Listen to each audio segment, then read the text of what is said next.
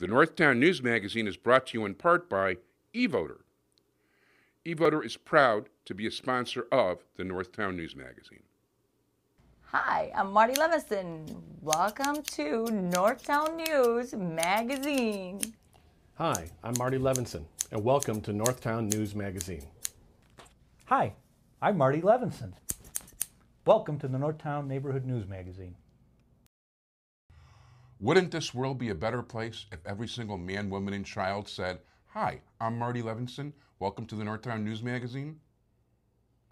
For the identity of the real Marty Levinson, please stay tuned for the Northtown News Magazine.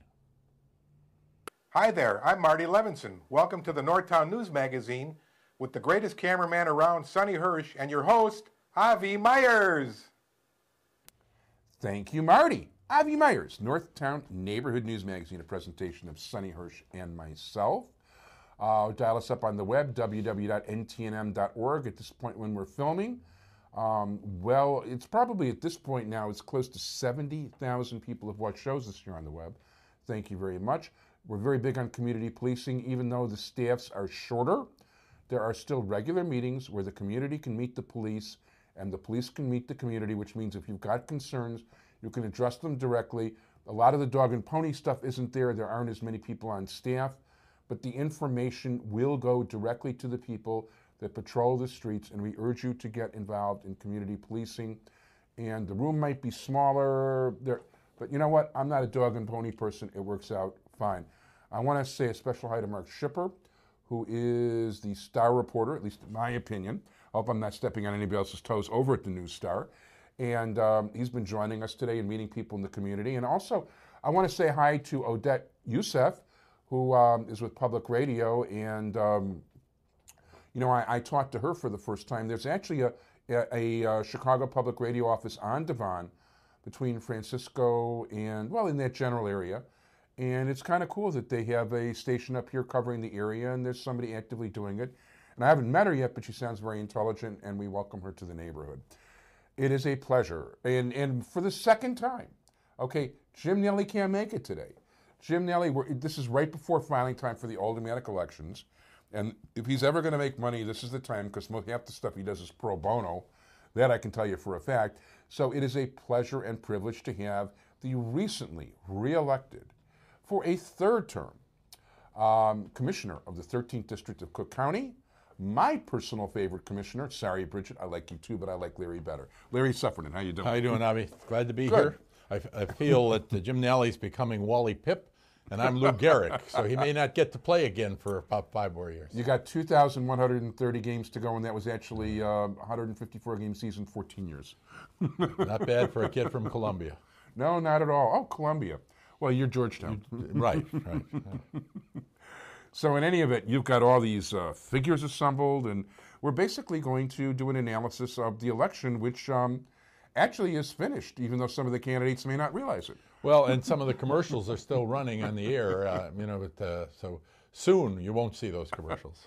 Yeah, and I can't imagine that people are actually paying for them at this point. Well, I'm talking more on the cable channels where people were buying on the reels, and their buys are ending now. We're a week away. We're taping this just a little more than a week after the election's finished. Right. So anyway, what was your? I mean, overall, one thing I'll tell you, I really wasn't shocked by any one particular result.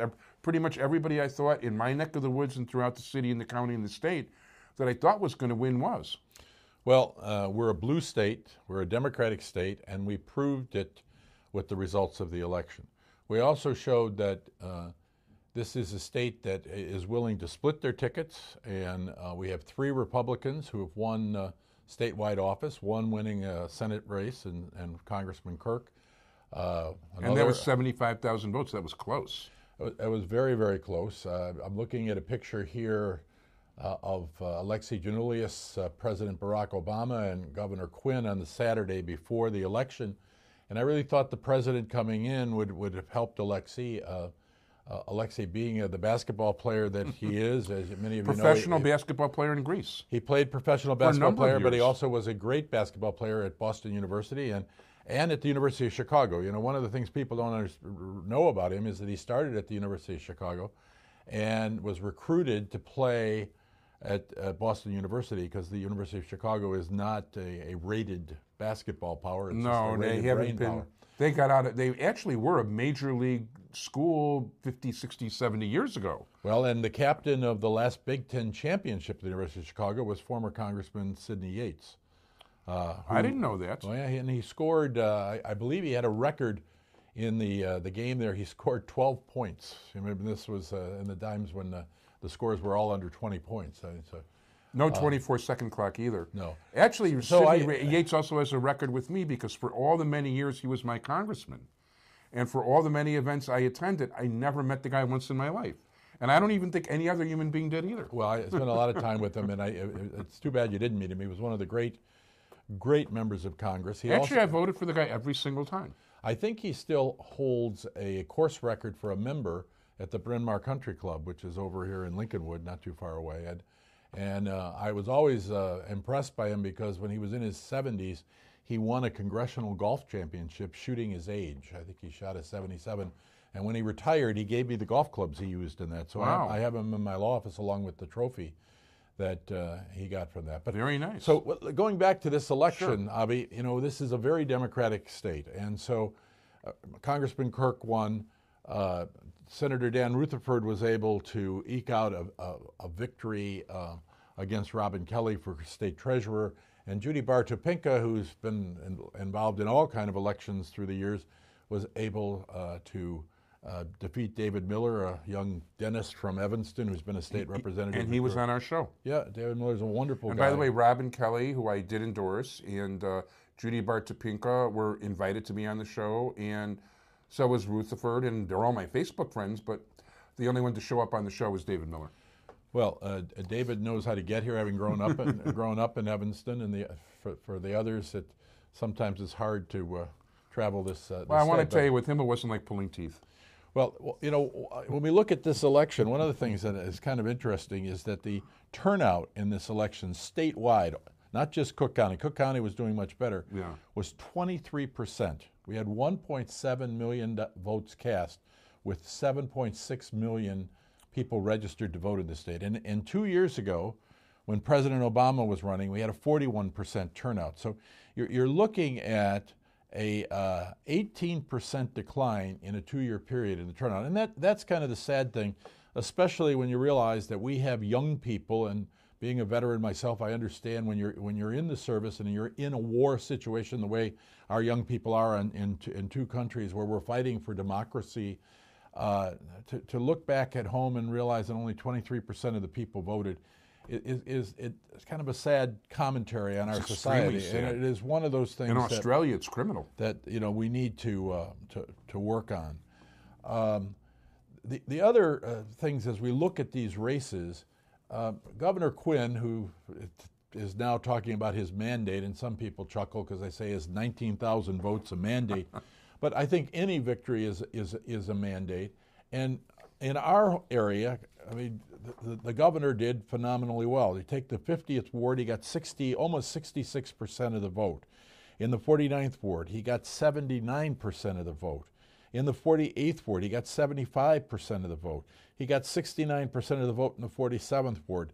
And I think his message is what people were interested in up our way. And I think that our constituents, the people I represent, and the people on the north side who are your primary audience, though I know you have the citywide following, are going to find that Pat Quinn is the governor they chose. And there's a few of these wards in the city of Chicago that he had over 90% of the vote, which is phenomenal. The 24th ward on the west side, 93% of the vote. The 21st ward, 93% of the vote. The 20th ward, 90% of the vote. The 18th ward, 86.9% of the vote. I mean, uniformly in Cook County, Governor Quinn is the person we wanted, and there clearly is a mandate coming out of our county. There's actually two interesting things I want to point out that I found, because there were 3 other candidates. So, and those of you who read the paper know that I backed one of those candidates. But the point is that I saw the initial polling for that candidate and some of the other candidates, and Rich Miller talked about this too on Capitol Facts. And because not all the polls showed all the candidates, it was clear to me that guys like Scott Cohn actually took votes away from Brady. More so because he got more of an anti-Quinn vote, number one. And secondarily, what I found interesting was, and I think one of the reasons, and Ben Joravsky actually wrote very eloquently about it before the election, saying that, and I'm still waiting for him to confirm me on Facebook, please, Ben. Anyway, he wrote that even though his heart was into voting for Rich Whitney, because that's more his politics, he felt that there was a really clear choice that 4 years ago, whether it was a moderate Republican or a guy like Blagojevich, that really, I was dead set against Blagojevich, always was, even the first time he ran for governor. But he felt that there wasn't going to be that much of a difference in the state, but that there was a substantial difference than there was between Brady and Quinn. And I think that got more people to vote for a mainstream candidate rather than, because you know what, now I think the Green Party's going to have trouble staying on the ballot because they didn't get 5%. I think that's right, and that will be a problem. But I think the Republican Party in Colorado was decertified in this last election. So, it's one of the interests. There was a third party there that came in second.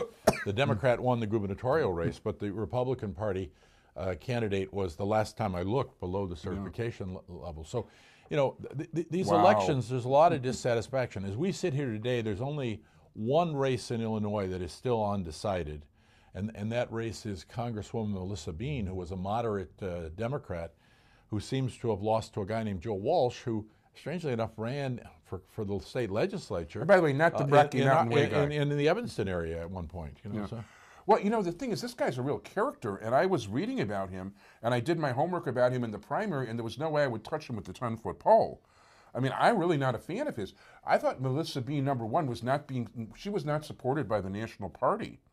And I think she herself, I was shocked that she didn't win, even given all the blue stuff, and that it wasn't necessarily in Chicago proper. I mean, all the Republican year and all that. It surprised me. That really surprised me. Well, I don't think it's fair so to I say. was surprised. I don't think it's fair to say she wasn't supported by the Democratic Congressional Campaign Committee. I think that they did support her, but all the polling showed her winning significantly, so she didn't need the kind of support that some other people were getting whose races were tightening up. Someone like Phil Hare, who lost the congressional seat in the far western part of Illinois, or Bill Foster, who lost the old Denny Hastert seat in the western suburbs in the Aurora area. But, she had support, but this Walsh guy just came out of nowhere. And looking at the map, there are two places in Illinois where it seems to me the Tea Party movement, if it is a movement, had some impact. And one of them was in that Palatine-Barrington area, where I think Joe Walsh got a lot of support from people who were upset about the general way the country was going, and so they took some direct action and they voted for someone like Joe Walsh. The other place was in the Will County area. Will County really was the center of the Tea Party movement, I think, for this whole state, and that's what cost Debbie Halverson her seat. It made the race against Senator A.J. Wilhelmi, a Democrat, much tighter than it should have been because his Republican opponent was, in fact, a Tea Party person. And so you saw the effects there, but the only victory for a Tea Party person, I believe, in Illinois is probably Joe Walsh. And I think 2 years from now, his approach to government will be tiring on these people that he represents, because it is a very bright district, and that's why Melissa Bean moved herself to the center, and I presume she comes back in 2 years to just try to defend herself after this stunning loss. Now, the other thing... That makes sense. The other thing I want to talk about are some county races. I mean, the statewide races, we saw that statewide people split their ballot. On the countywide side, I'm now today, as I sit here, 36 days and Todd Stroger's gone. I brought the cover of the Daily Defender here, which shows Tony Preckwinkle with Tony Wins. By the way, you can look up a couple of stories I wrote for them on the Chicago Public Library site. Well, the Defender is a great newspaper. I think it just celebrated its 100th anniversary. Yeah, it was 99 years ago I wrote for him. Yeah. So the Toni Preckwinkle's victory is a very significant sea change in county government. And the other people who were elected with her on the county board, we're going to have 3 new commissioners. Now, she and I had supported Democratic candidates running against 3 Republicans, and we won against one, Tony Pareka, who has been a person who really wasn't involved in wanting to govern. He was a person who really, for my money, all he wanted to do was mix it up and cause confusion and throw mud at people and hope that the mud stuck.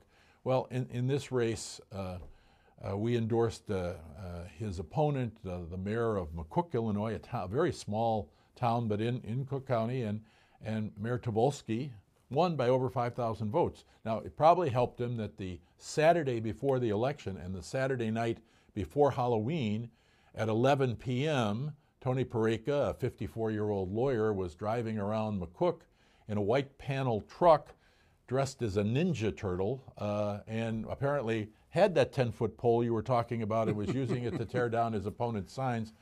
And so his arrest that Saturday night probably helped get votes for Mayor Tobolsky, who's kind of been a very moderate on a lot of issues and just a good mayor and administrator in the town that he represents. So Tobolsky will be new. Chuy Garcia, who in the primary defeated Mario Moreno, will be new. And John Fritchie, who's been the chairman of the Judiciary Committee in the Illinois House, will leave there on December 6th and become the commissioner replacing Forrest Claypool. So with the new president and those 3 new commissioners, I think we're going to have a much better county board, and it's going to be good for all of us. The other big race on the county side, though, was the assessor's race. And a real surprise here, I think I was with you at one point and I said that I thought Forrest Claypool had a great chance of winning. Yep. He lost by 200,000 votes. And the most interesting thing about his loss is that the Republican candidate, who was a woman from Evanston, who less than a year and a half ago we defeated in Evanston. We ran a candidate against her for Evanston Township assessor, and we defeated her. Our candidate got 74% of the vote. She got the 200,000, and the 200,000 came primarily from the Tea Party section I was talking about in the northwest part of Cook County, where everybody went and they voted Republican right down the line. They didn't vote for one Democrat. There was no splitting of the ticket. And those 200,000 votes, if they had been reading the Tribune, if they had been reading the Sun-Times, and understood that Forrest was part of this reform movement, I'm sure they would have voted for him, but it just proves how hard it is in a down-ballot race to get information out there, how hard it is to run as an independent when people have party labels, and that those people who voted Republican for everybody. She gets 200,000 votes, he loses by 200,000 votes. And Joe Barrios has a very well-deserved victory because his numbers were strong throughout the county. As a matter of fact, Joe Barrios will be on in a future show in the next week or two. He was here earlier today. We take 3 or 4 shows at once. I thought, by the way, in terms of the Tea Party, I prefer mint with clover honey. And well, I'm into herbal tea.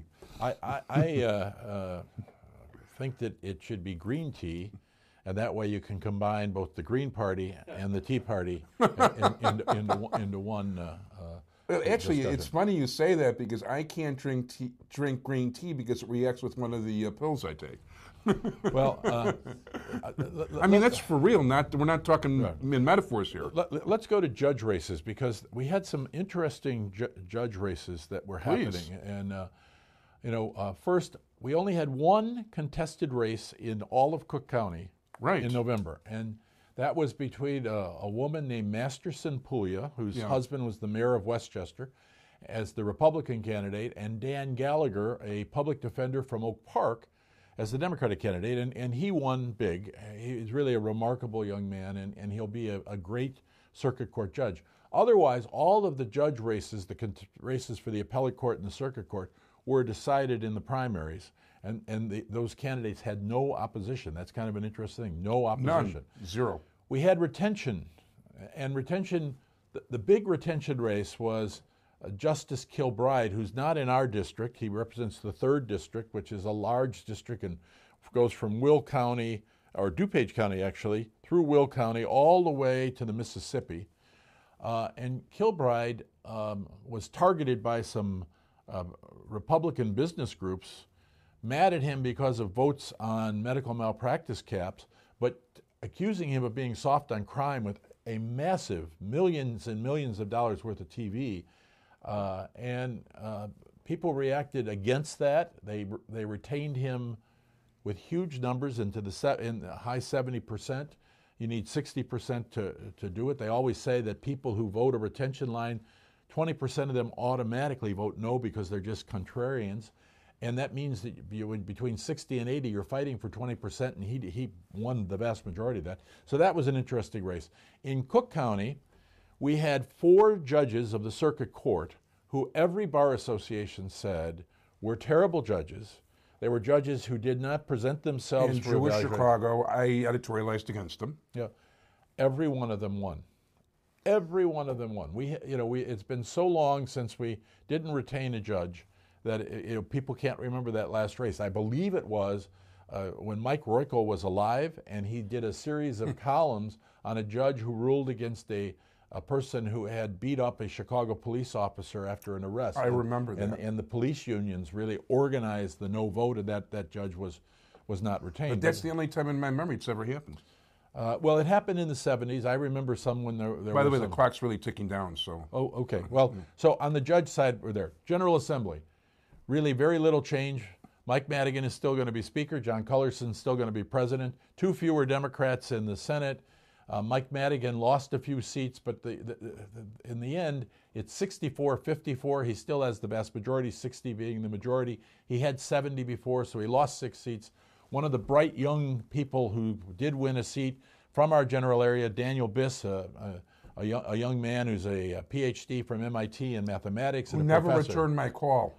Well, he was so busy knocking on doors. The Sunday before the election, I was at Kaufman's after I had been with Senator Silverstein at a rally on Devon Avenue.